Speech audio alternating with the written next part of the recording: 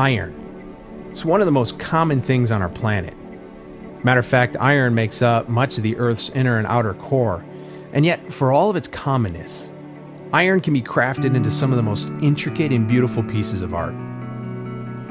I was recently able to visit a blacksmith shop, and I met Owen, a master blacksmith, and I spent some time watching him work his craft that he's been developing for nearly 40 years now. And Owen was quick to show me several pieces of his work. Some of them were custom orders, and others were proud remakes of period pieces, and others were more personal works that he was crafting for people that he knew and he loved.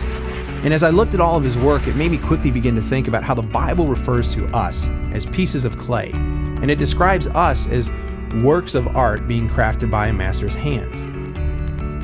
I wouldn't bet that most of us feel like we're a work of art, though. I mean, even while I watched Owen work his magic, it was more fierce and aggressive than anything else.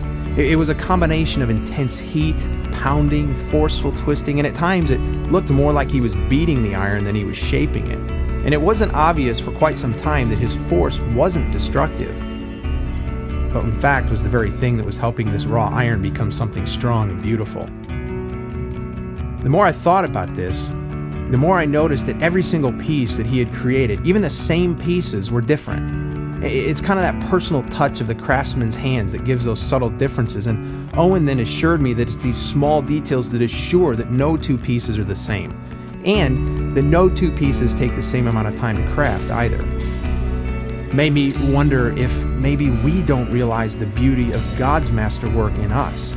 And maybe we don't sometimes because we're mistaking his work, which frankly can feel like heat and pounding and twisting, and mistaking that for him being destructive or unloving, when in fact he's turning our rawness into something strong and beautiful. Or maybe we're comparing ourselves to others too much and overlooking the fact that our differences are our beauty. Or maybe it's because we expect that our beauty should be crafted in the same time frame as somebody else, when in fact the master is simply taking more time in our details.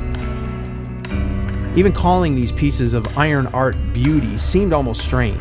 I mean, they were dark in color, they were hard, cold, even dirty to the touch, but as Owen worked his craft, all I could think was, incredible. And when he finished, all I could say, beautiful. The Bible actually tells us that God not only works in us, but that in his time frame, he will finish that work. Incredible.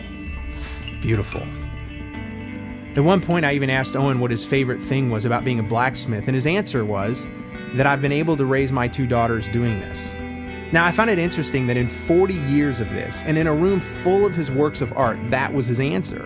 And that's when it hit me that I think the work of a master craftsman is always about more than his craft, but it's about how his craft allows him to enhance the lives of the people he loves.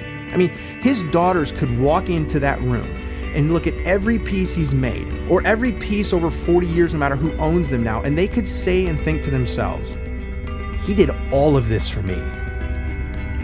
2,000 years ago, a blacksmith forged a set of rings that became the chains that imprisoned a man named Barabbas. Chains that in his strength he was powerless to break. Chains that many of us know all too well. I mean, they may not be made of iron, but we know what it's like to be confined and restrained and in a place in life that we wish we weren't.